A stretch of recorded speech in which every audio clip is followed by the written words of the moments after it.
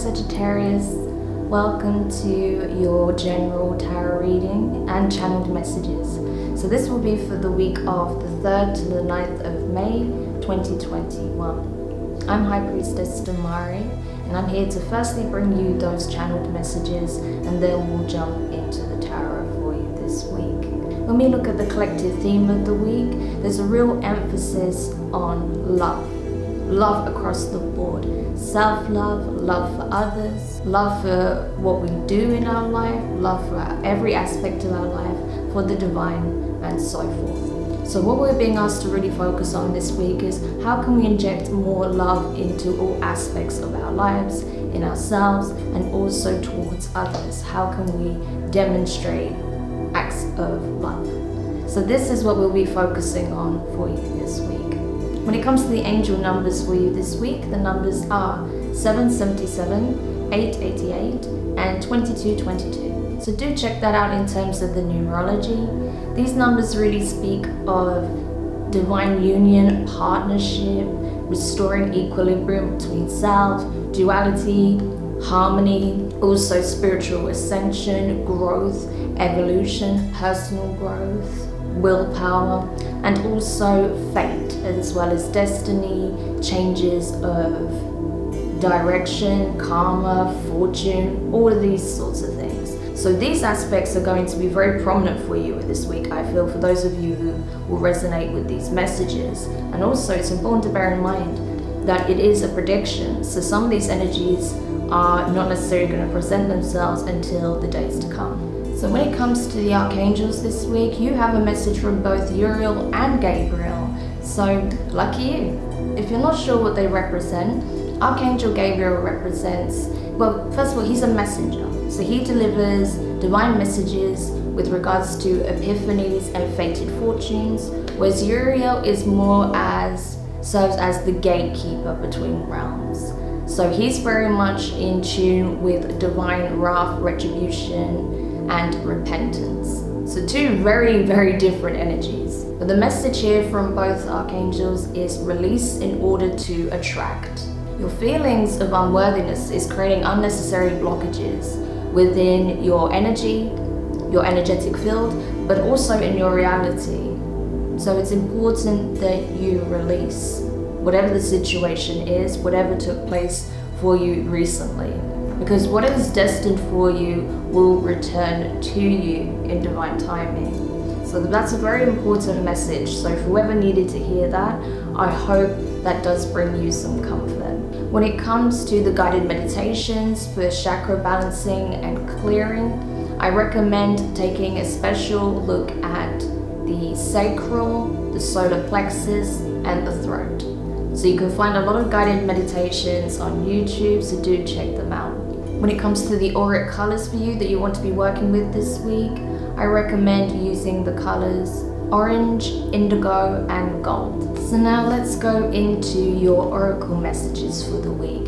If you're curious as to what oracle and tarot decks I'll be using in your spread, you can find them listed in the description box below. Passion. A magnetic and seductive quality surrounds you at present. Enjoy it. So essentially what is being communicated here, Sagittarius, is that while there may be some things coming up in your environment, situations that are playing out that may feel a little bit heavy, that makes you feel like the joy and passion has been sucked out of your life, I feel like there is still very much an intense connection in your life where there is a lot of passion, desire, and a real want for intimacy, for deeper connections, and possibly even higher levels of commitment. However, you may feel currently at a distance from this person, and so there is a real longing to have this passionate encounter with this person, or to reignite the flames of passion with possibly a divine counterpart here.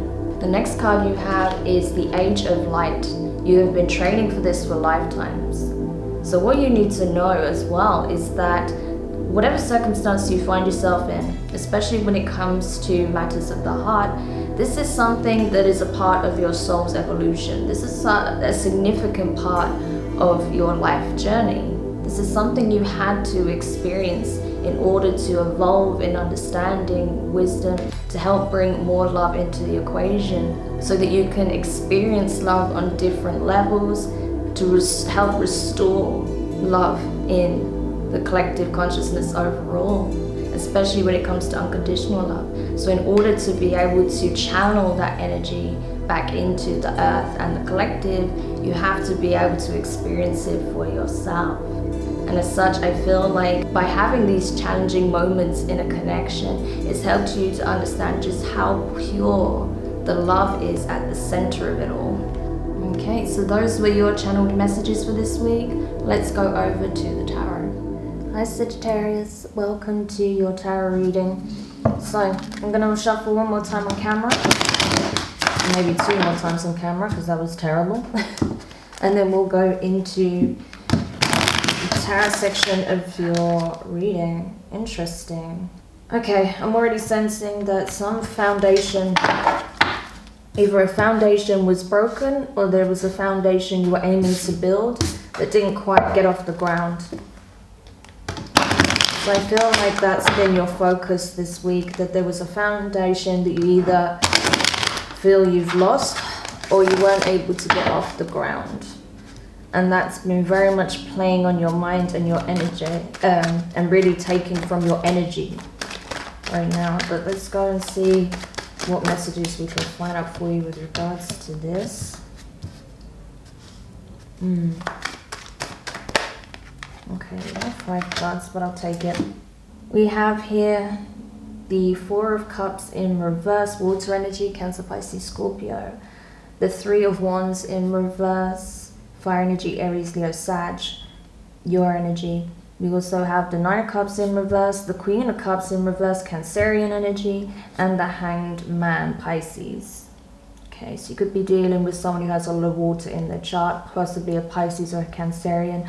But honestly, what I'm feeling and seeing here for you, Sagittarius, is that you're reluctant to let this go. We can see that very clearly, and that's why the Divine is asking you to release the heavier emotions that you've been holding on to within this connection. Release what just took place. Release any anger, resentment, pain, frustration. Release the need to hold on to this connection. It's time to let this go.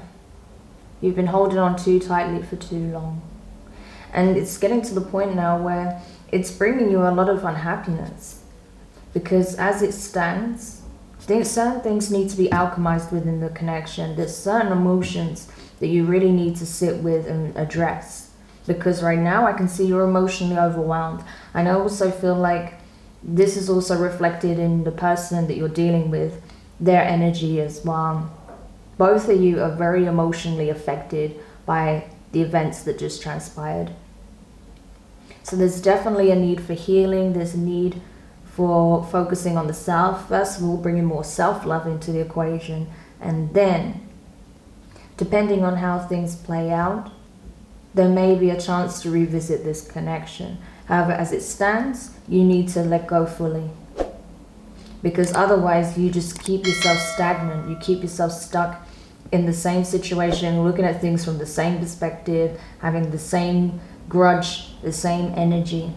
It's time to release it. Time to release yourself from being stuck in this hanged man mode.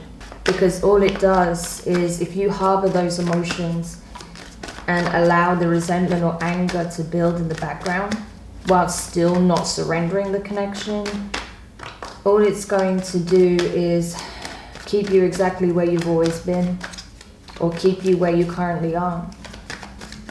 It's going to delay the healing process. Okay, so you need to let go. Yeah.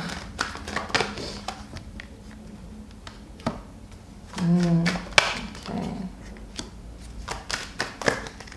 Oh, there's a lot of cards there. Okay, so you have the Knight of Swords, Air energy, Gemini, Libra, and Aquarius. 7 of Swords, specifically Gemini, so you could be dealing with a Gemini or a Gemini, Aquarius, Gemini, when I say Aquarius, okay, you could be dealing with an Aquarius, but this could be a Gemini, Cancer, Cuspa. You have the 7 of Swords here and the 9 of Swords. So yeah, this has really got you in your head, assuming the worst, thinking all sorts of things that only adds to your mental anguish, your frustration, your heartbreak, your upset, okay?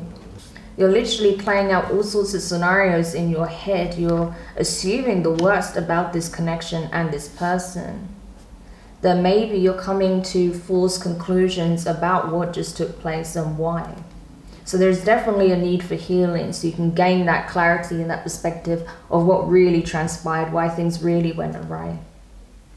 Because I see you wanting to take action. I see you being somewhat vengeful because of feeling like you got left out in the cold, or feeling like you started to emotionally invest and then you had to let it go. Feeling like you were cut out of someone's life, feeling like someone cut you out.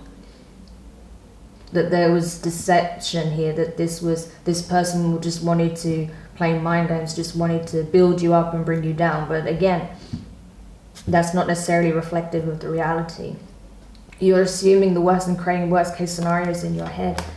Because what we actually have here is the 5 of Wands in reverse, fire energy, the World, okay, karmic cycle coming to a completion, the Magician, Virgo, the 8 of Wands in reverse, the Devil, Capricorn. This was a karmic cycle that had to come to an end because there was toxicity on both sides of the spectrum. It forced you both to look at your toxic traits, things that you learned, behaviors from childhood, things that you saw play out in various relationship dynamics that needed revising, that needed addressing. Because this connection that you had was becoming extremely karmic, to the point where if you continue down the path that you were on, it would lead to serious resentment and an even more destructive ending, where you would get to the point where you could possibly end up hating each other, which is obviously not what you want, okay? So it had to be brought to an end, and I feel like the divine intervened because things were getting way too toxic, because there were things within the connection that really needed addressing, both as individuals and also as a couple. So that's why it had to come to an end, because it was just not serving either of you at this point. However, the wisdom gained from it absolutely served its purpose, because you were meant to heal certain wounds from having this encounter. It highlighted these wounds for healing. So it absolutely served its purpose. Yeah. So we have the 10 of Pentacles in reverse and the Emperor. So this is Aries energy. You could have been dealing with an Aries, or you could have Aries in your chart, Sagittarius. But regardless, this is about you taking on board the lesson, okay? So this is actually this whole situation, if really taken the wisdom on board, the knowledge on board, if you take what was meant to be learnt from the situation on board and applied appropriately, this is actually going to bring you into a very strong energy, a very assertive energy. This was designed to help you look at your wounds so that you can heal and step back into your divine masculine aspect, so you can take control over your life as opposed to trying to control another or trying to control certain aspects of a connection. Because the control that was needed, the wounds that needed healing, all lied within. So this has given you an opportunity to confront that head on, where possibly your thought process needs addressing. The way you handle your emotions needs addressing to help you come back into this Emperor energy, someone who is very grounded, very stable, very much in control of self, very self-disciplined, okay? So this was, the message I'm getting here was this was supposed to help you regain a sense of self-discipline, of control over your emotions and your mental state, so you can be in this very strong, empowered energy. And so then you are in a position where you're ready to build with that 10 of Pentacles. However, as it currently stands, if you focus on these narratives that could be false, that you're perpetuating in your mind, and you go seeking vengeance, that's going to bring you even further away from having a 10 of Pentacles, regardless of whether that's with this person or someone new. So again, it all comes down to how will you apply the lessons? How will you look at the situation? What will you draw from this? What will you take from it? Okay? Because all of that is going to affect your next set of actions. Yeah, because you have the Eight of Swords as well. So again, needing to come out of this mental anguish, because you're keeping yourself trapped in the mind prison with that Eight of Swords and the Nine of Swords in reverse. But it's all because you've been very much emotionally affected. And I think that's because you've been suppressing your emotions for a long time, and now it's been brought to the surface and you're having a hard time processing it. Yeah, you have the Three of Cups here. So what your deepest fear is at the moment is that the person that you're dealing with has moved on, that is just living their life, meeting new people, having new encounters. Yeah, possibly dating someone new, possibly just focused on their friendships, acting like life goes on and their chapter with you didn't mean anything. But I don't feel like that's the case. These are just the narratives you're telling yourself would only bring you down as opposed to lifting you up. That's why you have to let it go. And especially because just now this flicked up the Page of Wands and under the deck the Ace of Wands. Part of the reason why things played out the way they did is because of your refusal to communicate how you truly feel. That you loved this person deeply and you wanted a new beginning. But this is supposed to also help trigger this within you, more love for self, so that you have so much love overflowing that you are able and you are willing to communicate, to speak, to use your throat chakra and verbalize your true feelings. But you weren't doing that. And that's where healing needed to take place.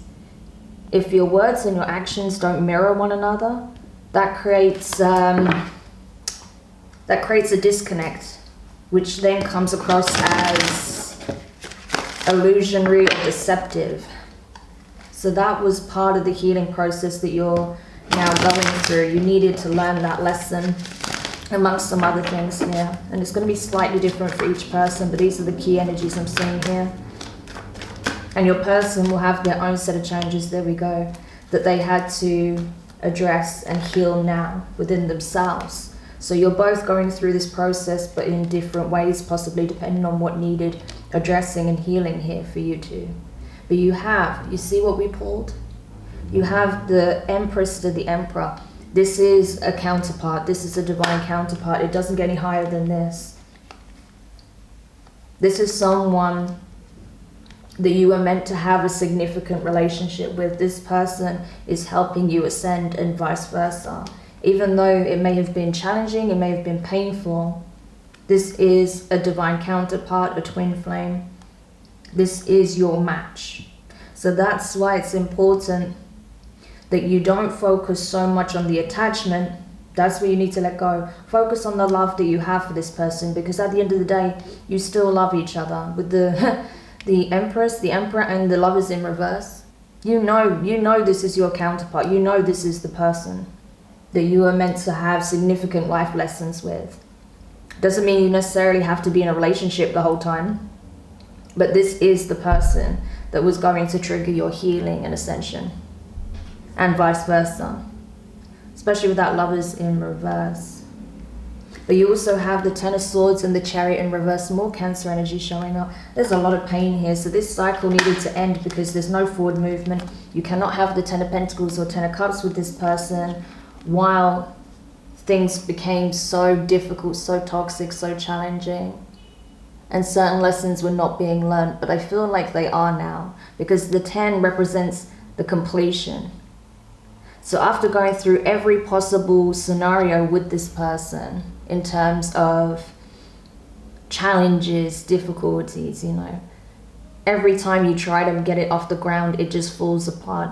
You've tried so many times and in more than one lifetime.